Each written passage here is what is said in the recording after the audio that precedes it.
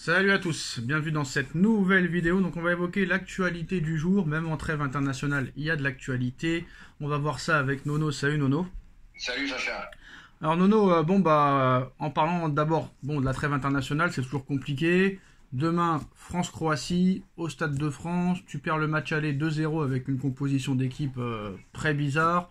Apparemment demain ça va changer, Guendouzi et Rabiot vont sauter. Malgré la défaite Nono contre la Croatie, beaucoup pensent quand même que la France va le faire et va gagner 3-0 demain. Je suis pas aussi sûr que ça. Avant je t'aurais dit Deschamps, il a vraiment de la chatte, tout ça et tout, mais là j'ai vu jeudi quand même une équipe assez faible. Et c'est pas Manu Koné à la place de Rabiot qui va changer quelque chose, Nono. Après on sait très bien que voilà, il est capable de le faire, mais moi j'y crois pas tant que ça demain. Eh ben écoute, moi tu le sais, hein, je suis un anti-Deschamps, j'aime pas son football, j'aime pas sa philosophie, mais je pense qu'ils peuvent le faire. Pourquoi? Ouais, mais t'es un anti Ancelotti aussi, hein, faut pas l'oublier. Voilà, pourquoi je pense qu'ils peuvent le faire? Ben parce que tout simplement, l'équipe de Croatie, c'est quand même une équipe qui a une moyenne d'âge assez élevée, et je pense que s'ils mettent les ingrédients, le physique et tout ça, ils peuvent leur faire mal. Ouais, mais ils se sont quand même fait marcher dessus tout le match. Non, faut pas oublier aussi que Maignan arrête un penalty, ça aurait pu finir à 3-4 à la fin. Et Perisic, 36 ans, Modric, 39 ans, tu te fais quand même dominer par des joueurs comme ça, c'est chaud. Hein. Ça veut dire quelque chose. Est-ce que 3 jours après, ils pourront reproduire un tel niveau? On n'en sait rien. Mais c'est faisable, mais maintenant, tout dépend d'eux. Hein, tout dépend d'eux, Nono, je viens de voir un truc, c'est incroyable. Tu sais qu'il y a la Coupe du Monde des clubs entre le 14 juin et le 14 juillet. Tu le sais, ça? Ouais. Tu te rends compte que le mec qui va aller en finale de Ligue des Nations, c'est 3 ou 4 jours avant la Coupe du Monde des clubs. Donc ça veut dire que les mecs, ils vont jouer en sélection 3-4 jours avant la Coupe du Monde des clubs. Tu t'imagines ou pas? Ouais, mais je le dis depuis longtemps, pardon. Le football part en couille complet. Ils devraient rajouter encore des autres compétitions pendant qu'ils y sont. Ça s'arrêtera Alors jamais. très rapidement, Nono, est-ce que Deschamps a tort de pas mettre le plus de Parisiens possible dans l'effectif, vu qu'apparemment c'est l'équipe qui joue le mieux au football? T'as un Barcola qui va encore apparemment être sur le banc demain. T'as un Désiré Doué qui est en pleine bourre. T'as un Dembélé aussi qui est en pleine bourre avec son club. Et le quatrième parisien, Warren Zaïre-Emery, qui vient de faire 2-3 matchs avec le PSG, quand même très très bon contre Marseille et contre Liverpool. Pourquoi ne pas mettre le plus de joueurs possible qui se connaissent en club pour performer en sélection? C'est ce que font les Allemands, par exemple. Tu as toujours 5-6 joueurs du Bayern de Munich. Le problème, tu vas me dire non, tu répètes toujours pareil, mais le problème c'est Deschamps. C'est pas du tout la même philosophie que Enrique. Et rien te dit qu'avec Deschamps, les joueurs du PSG seraient aussi performants qu'avec Luis. Hein. Alors Nono, le mercato arrive à grands pas, mais avant de parler de mercato, Ekitike qui met un triplé avec les espoirs, Ekitike qui performe avec Francfort, est-ce que Enrique aurait dû le garder? Peut-être que ça aurait été un monstre à Paris, quoi. Écoute, c'est toujours pareil, hein. Francfort, c'est pas Paris. Oui, mais peut-être que Barcola, peut-être que il en aurait fait un Barcola ou un Doué pareil qu'eux, tu vois, parce qu'il avait le même potentiel qu'eux. Écoute, moi je suis pas si sûr que ça. Championnat d'Allemagne, championnat très ouvert. Oui, d'accord, mais Enrique fait progresser les jeunes, donc peut-être qu'avec lui, il aurait pu progresser, Ekitike. Peut-être. Parce que attention Nono, hein, il a pas mis un triplé contre le Kazakhstan ou contre Liechtenstein, hein. Il a mis quand même un triplé contre l'équipe Espoir d'Angleterre, Nono. Hein. Ouais, mais hier, je sais pas si t'as vu le match, c'était journée portes ouvertes. Oui, mais quand même, ce n'est pas rien. Bon, pour parler du mercato, Nono, priorité de Luis Enrique cet été, Raúl Asensio, qui sera en fin de contrat, Nono, l'été prochain, enfin l'été 2026 avec le Real Madrid, et en plus de ça, il est dans la sauce dans une histoire de agression vidéo sexuelle où il est impliqué, j'en sais rien.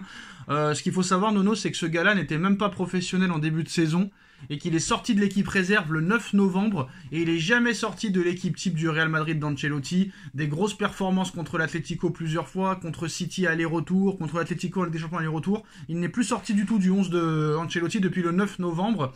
Il a profité des grosses blessures de Alaba, de Carvajal, de Militao et de Rudiger pour performer.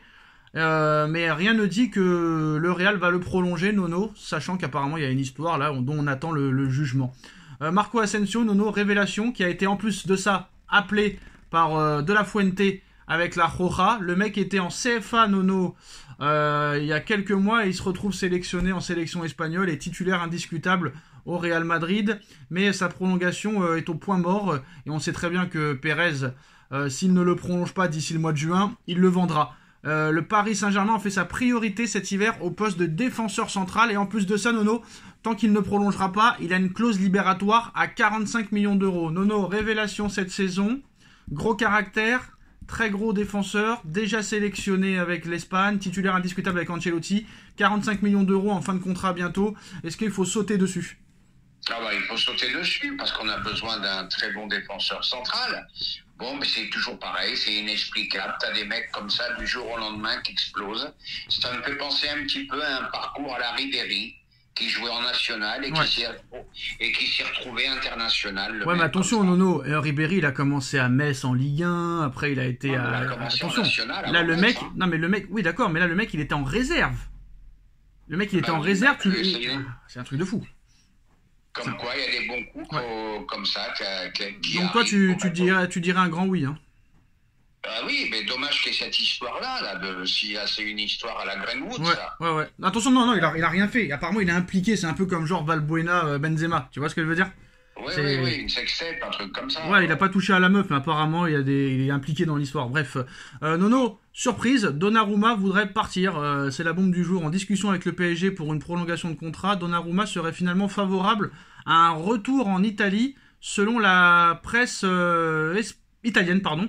Et l'Inter et la Juve sont très intéressés par Donnarumma. Bon, on va pas se mentir, moi Nono, j'ai revu les travers 3 jours après contre Marseille, parce qu'on va pas se mentir. D'accord, on a été aveuglé par la victoire contre Marseille, on était content, on a battu l'ennemi. Mais le but marseillais, la sortie de Donnarumma, Nono, est complètement ratée. Et ça, personne n'en a parlé. Moi, je suis désolé, Nono, hein, le match contre Liverpool, c'est un gardien, c'est normal qu'il fasse des arrêts. Et c'est son seul bon match cette année. Donc, je suis désolé, c'est qu'un 8e de finale de Ligue des Champions. Il faudra voir ce qu'il fait contre Aston Villa. Il faudra voir ce qu'il fait si on va plus loin. Mais s'il n'est pas à la hauteur, il faudra s'en séparer. Donc, apparemment, il a une envie de revenir en Italie et d'évoluer là-bas.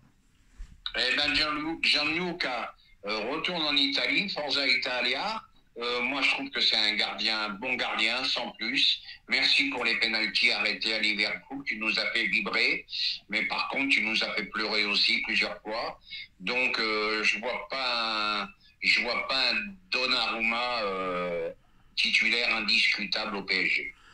Très rapidement, Nono, apparemment, là c'est très imminent, le PSG va déménager du Parc des Princes et apparemment ils ont trouvé un accord pour faire le stade à Massy dans le 91. Bon, je suis pas pour, hein. Déjà c'est très très loin.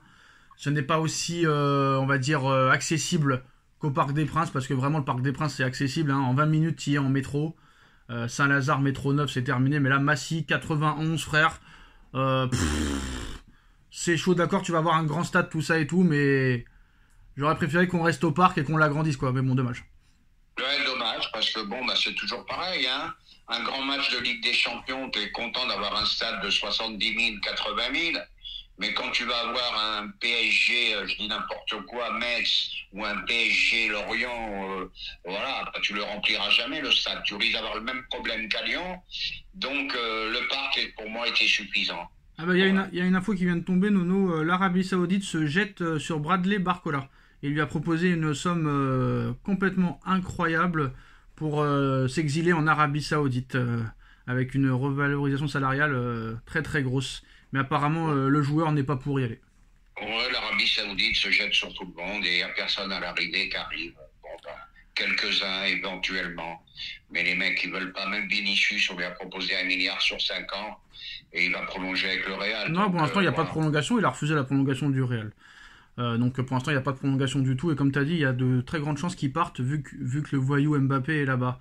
Nono, on a vu que De Jong refait de très bonnes performances avec le FC Barcelone et Paris voudrait revenir peut-être sur le coup, mais ce serait plus une priorité de Campos plutôt que de Luis Enrique. Mais quand tu vois un peu le niveau là qu'il a depuis quelques mois, apparemment, il serait prêt à le laisser partir à partir de 30 millions d'euros, le Barça, pour essayer d'emmagasiner un peu d'argent. De Jong à Paris, trop tard ou pourquoi pas? Trop tard, Ouais. trop tard. Comme dit le vieux proverbe, après l'heure, c'est pas l'heure, et après l'heure, il est trop tard. Voilà, c'était ça, on était dessus il y a 2-3 ans. Voilà, il a eu des blessures, il a eu des hauts, des bas. Bon, ben c'est tout ce que j'ai à dire. Ben voilà les gars, c'est la fin de cette vidéo. Dites-moi en commentaire et à très vite. Tchuss.